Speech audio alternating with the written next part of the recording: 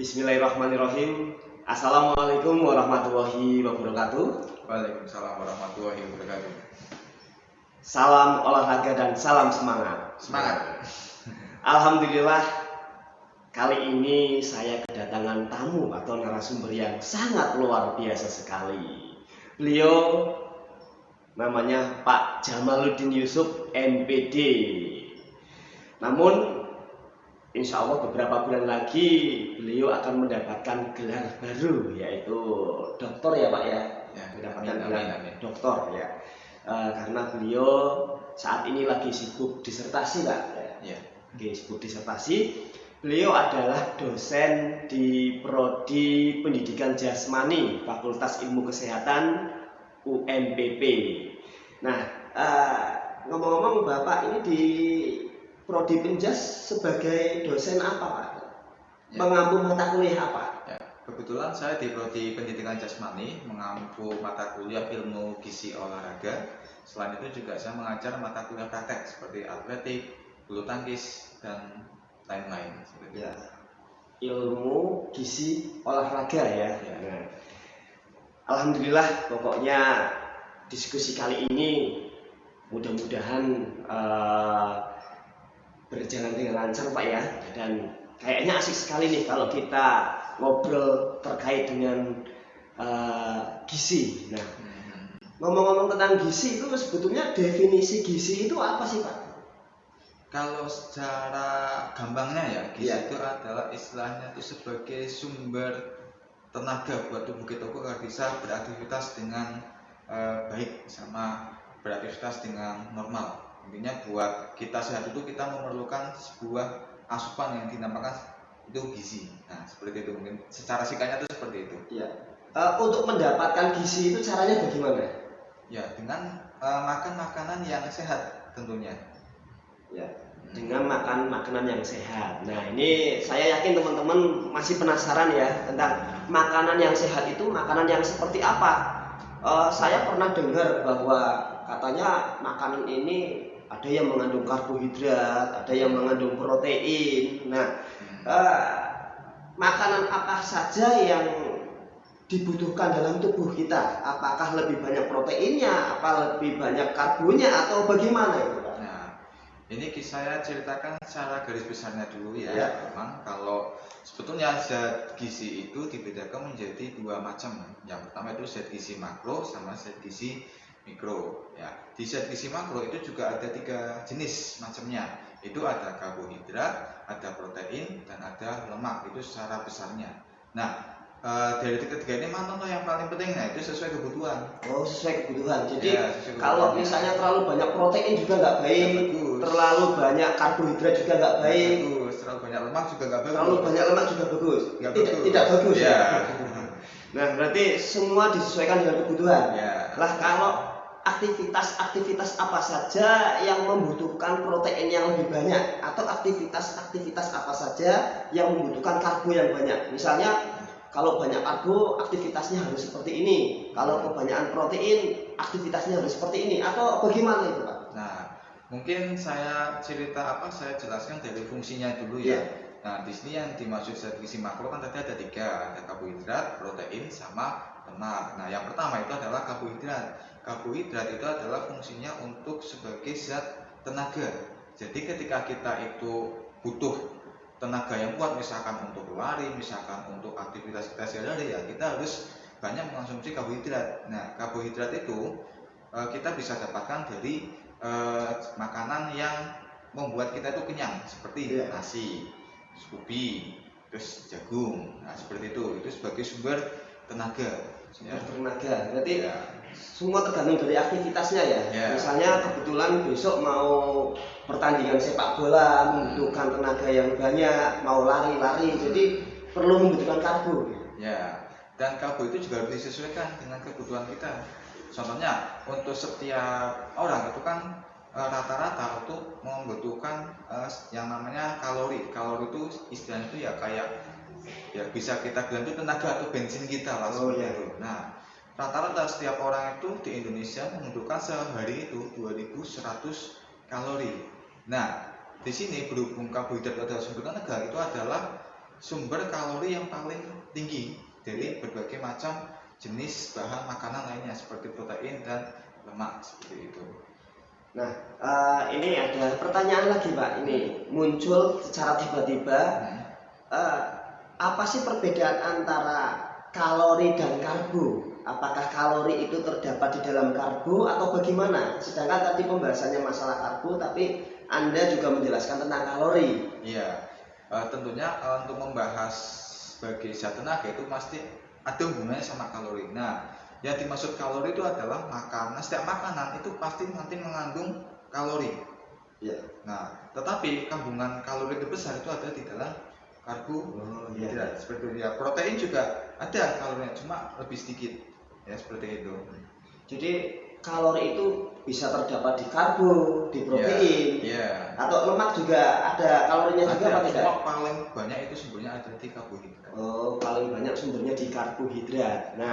Nah tadi sudah membahas tentang masalah karbo. Nah sekarang protein Pak, bagaimana ini protein? Kalau protein itu saya bisa dibilang gampangnya itu adalah lauk pauknya. Oh, lauk pauknya. Nah, protein itu juga dibagi menjadi dua, ada protein nabati sama protein hewani. Ya. Nah, kalau protein hewani itu berarti protein yang berasal dari hewan, contohnya seperti daging, seperti ikan, ya. Nah, sedangkan protein nabati itu adalah protein yang berasal dari tumbuh-tumbuhan, seperti misalkan sayuran, buah-buahan, nah seperti itu. Nah, fungsi dari protein itu adalah untuk sebagai zat pembangun. Nah, pembangun itu adalah zat yang istilahnya membuat kita itu menjadi lebih tumbuh berkembang, seperti itu. Misalkan menumbuhkan tinggi badan, menumbuhkan massa otot dan lain-lain.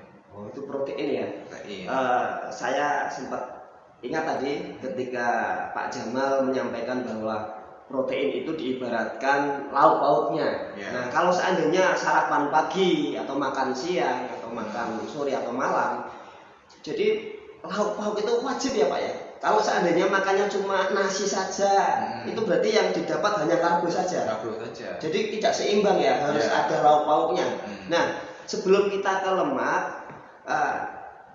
porsi antara karbo dengan protein, misalnya tadi kan protein lauk pauknya, itu apakah lebih banyak lauk pauknya atau lebih banyak nasinya atau karbonya? Ya, kalau secara umum ya bagusnya kalau secara gizi seimbang itu adalah makanan yang harus seimbang antara protein, karbohidrat sama lemak. Tapi untuk secara garis besar itu baiknya dibanyakan ke karbohidratnya. Soalnya kan itu sebagai zat tenaga buat kita. Berarti diibaratkan karbo itu 75%, yang 25%-nya protein. Ya, bisa protein dan lemaknya itu sekitar 30-40%. Tapi lebih volumenya dibanyakan karbohidratnya. Ya, sudah ada gambaran ya tentang masalah karbo dan protein. Nah, sekarang ke lemaknya. Nah, silakan Pak, lemak itu apa itu? Lemak itu ya lemak itu kalau saya bilang itu bisa disebut sebagai istilahnya ya sejenis karbo juga, cuma lebih ke arah pemberi kita itu istilahnya itu sebagai energi cadangan lah buat kita, seperti itu. Jadi kita kan sudah punya karbohidrat nih, ditambah lemak. Nah, itu juga bisa dibuat menjadi sebagai energi cadangan buat kita, lemak itu. Cuma ya kalau terlalu banyak lemak itu juga nggak bagus, apalagi kalau yang punya penyakit hipertensi atau penyakit jantung itu juga nggak bagus. Lemak itu biasanya terdapat di minyak-minyak. Itu yang paling banyak terdapat di minyak. Kayak minyak goreng itu banyak sekali lemak. Selain dari minyak apa? Misalnya apa dari daging atau daging itu juga banyak, tapi yang lebih ke arah kayak misalkan kalau di sini menyebutnya itu gaji, itu banyak sekali lemaknya. Itu isinya lemak semua. Kalau misalnya akibatnya orang terlalu banyak mengkonsumsi lemak itu nanti akibatnya apa Pak? Selain hipertensi tadi. Ya, lemak itu kan lebih, kalau saya bilang tuh kayak kolesterol. Oh, kolesterol. Nah, kalau kita terlalu banyak makan yang mengandung banyak lemak, itu nanti otomatis kolesterol kita akan naik. Nah, itu nanti yang bisa menghambat istilahnya itu peredaran darah kita di dalam tubuh. Iya, seperti itu. Nah, saya jadi agak merinding ketika ngobrol tentang masalah lemak ya. Nah, sebetulnya lemak itu penting nggak sih? Tadi kan penjelasan dari Pak Jamal lebih ke arah negatifnya. Nah, sekarang arah positif lemaknya itu apa? Nah, lemak itu dari kalau segi positif ya baik sebenarnya. Cuma kalau dikonsumsi secara wajar ya. Misalkan kita masak makan makanan yang goreng-gorengan itu kan kalau terlalu banyak minyak kan juga nggak bagus. Ya. Nah, sedangkan minyak itu sebenarnya atau saya bilang lemak atau kolesterol itu sebenarnya fungsinya ya buat menghangatkan tubuh kita sebenarnya. Oh, lemak itu fungsinya untuk Bisa buat menghangatkan. menghangatkan tubuh kita. Jadi kalau misalnya Kita musim kedinginan, hujan, ya itu ya. mengkonsumsinya lebih banyak lemak itu nanti Ya. jadi hangat, Pak. Tapi jangan terlalu banyak juga, harus yang sesuai ya takarannya lah. Kalau kita Iya. kan sudah paham, ini kalau makan terlalu banyak minyak kan juga, wah ini berarti nggak bagus nih, terlalu banyak minyak, terlalu banyak kolesterolnya seperti itu. Ya. Nah, dari tiga-tiganya antara karbohidrat, protein, sama lemak yang paling dihindari itu jangan terlalu banyak apa karbonya, apa proteinnya atau lemaknya. Dari tiga-tiganya yang paling berbahaya kalau dikonsumsi berlebihan itu yang mana itu, Pak? Ya, kalau mungkin menurut saya kalau yang dari segi paling mungkin agak sedikit dihindari yang pertama adalah lemak, terus protein, baru karbohidrat. Karbohidrat. Nah, Tidak ke karbohidratnya dulu baru protein. ya, kalau karbohidrat kan tenaga kita, masa tenaga dikurangi. Kalau bisa malah ditambah, tapi juga harus ya cukup juga. Soalnya kalau untuk penderita, misalnya ada orang yang kena diabetes itu ya, katanya kan suruh mengurangi karbo. Ya, ya soalnya di dalam karbohidrat itu juga terdapat gulanya juga. Terdapat gulanya Ya, juga. sedangkan diabetes itu kan sebisa mungkin harus menghindari yang makanan yang banyak mengandung gula. Termasuk nasi juga banyak mengandung zat gulanya itu. Nah, Iya. seperti itu. Nah, tadi saya sempat ingat juga, Pak. Ternyata gizi itu ada yang namanya makro, ada yang namanya mikro, Pak ya. Ya. Nah, tadi kan ke mikronya atau makronya yang ada karbohidratnya. Itu ke makronya. Ke makronya. Nah, sekarang ke mikronya ya. Apa itu di dalamnya ada apa saja? Zat gizi mikro itu zat gizi yang jumlahnya itu kecil, relatif kecil. Contoh seperti vitamin, ya. Terus ada seng, zat gizi seng. Terus ada iodium juga ada. Oh, iodium juga. Iodium itu yang terdapat di garam. Iodium ya termasuk yang di garam juga. Ya. Nah, ini saya jadi agak melebar lagi nih tentang masalah vitamin. Vitamin ada vitamin A, vitamin B, vitamin C, D. Nah, vitamin itu juga bisa diperoleh dari makanan-makanan ya, Pak ya. Ya, semua berarti vitamin juga masuk ke dalam lingkup gizi ya. Ya, otomatis. Dan setiap makanan pasti banyak mengandung misalnya zat-zat itu tadi, zat makronya sama zat mikronya juga. Cuma kalau mikro lebih kecil kandungannya di dalam makanan tersebut. Ya. Nah, jadi kalau saya tangkap ini diskusi saya dengan Pak Jamal bahwa terkait dengan masalah gizi, kadang ada orang yang bilang jangan makan banyak, jangan makan makanan yang berlemak atau yang mengandung karbo. Itu nggak baik. Nah, semua tergantung dari kebutuhan, aktivitasnya orang itu. Ya. Betul. Jadi ya karbo ya kadang juga baik, terus protein ya baik, terus lemak juga baik. Semua tergantung dari kebutuhannya. Nah, ini kebetulan masih puasa, Pak. Ini di bulan Ramadan ini banyak orang-orang kalau menjalankan ibadah puasa hanya tidur, mengurangi aktivitas fisik. Katanya kalau melakukan aktivitas fisik gampang capek, gampang lemas. Nah, supaya ini barangkali Pak Jamal ada trik ya buat teman-teman yang ada di sini supaya di bulan puasa kita masih puasa itu kita tetap fit, kita tetap ada tenaganya, kita tetap berenergi. Itu kalau sahur itu lebih baik makanannya, menunya seperti apa, nanti kalau buka puasa menunya seperti apa, ada tipsnya nggak supaya walaupun puasa kita bisa tetap berolahraga, apa jalan-jalan atau lari atau dan lain sebagainya. Ya, intinya kan sesuai kebutuhan ya Pak Luman ya. Nah, kalau di bulan puasa ini kebetulan kita akan nanti menahan lapar sama menahan haus itu dari subuh sampai maghrib. Nah, berarti kan kita harus siap tenaga yang ekstra sekaligus tenaga cadangan. Nah, kalau kita mungkin kalau di hari-hari biasa kita kan sudah tercukupi di dimakan 3 kali sehari, di pagi, siang, sama sore atau sama malam ya. Nah, kalau tips saya ya yang biasa saya lakukan untuk bisa badanku tetap bisa beraktivitas sehari-hari dengan istilahnya itu tanpa lelah. Yang pertama ya kita topang dari makanan yang kita makan dulu. Nah, kalau dari sisi sahur itu kalau kita puasa sebaiknya itu kita hindari makan makanan yang istilahnya berlemak tinggi. Ya, berlemak tinggi. Berlemak tinggi. Ya, kenapa contohnya, Pak itu alasannya? Ya, karena kan lemak itu menghasilkan asam di dalam lambung. Ya, sedangkan lambung itu kalau kosong itu kan memproduksi asam. Iya. Nah, itu bikin perut kita nanti menjadi kalau saya nyebutnya itu kayak perih seperti itu. Nah, makanya buat mengantisipasi itu kita ya mungkin sedikit memakan makanan yang manis-manis sebagai sumber tenaga cadangan kita. Yeah. Nah, contoh di menu sahur saya sering sekali mengkonsumsi karbo dari nasi, terus protein, tapi proteinnya itu jangan terlalu banyak juga, ya proporsinya sekitar 30% dari jumlah nasinya itu tadi, sama perbanyak makan buah-buahan yang manis-manis. Seperti yang paling bagus itu adalah kurma, itu bagus ya buat menjaga daya tahan kita, itu bagus untuk kurma. Pokoknya buah yang manis-manis itu saya sarankan untuk bisa dikonsumsi di bulan puasa. Tapi untuk saat sahur ya itu ya? Saat sahur sama saat berbuka juga. Oh iya. Terus kalau yang punya riwayat penyakit diabetes ya mungkin agak ya sedikit dikurangi untuk makan yang manis-manis, terutama gula.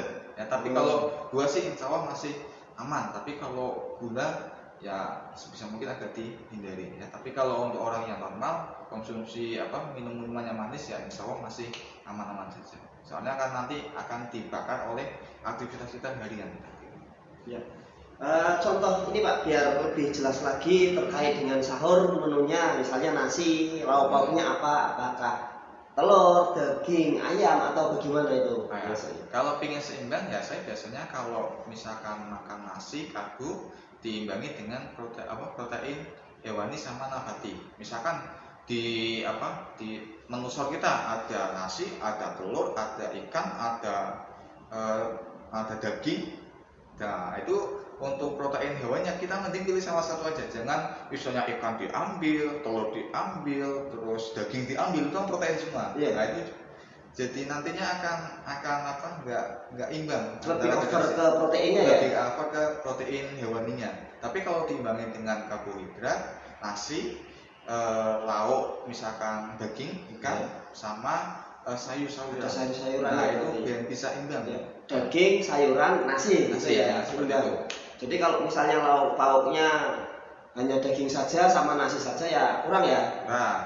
Kurang. Misalnya kita juga ketika puasa butuh asupan serat. Nah, serat itu asupan serat. Ya, serat itu berasal dari tumbuh-tumbuhan juga. Itu bagus buat istilahnya pencernaan kita, buat bisa lancar untuk metabolisme pencernaan kita.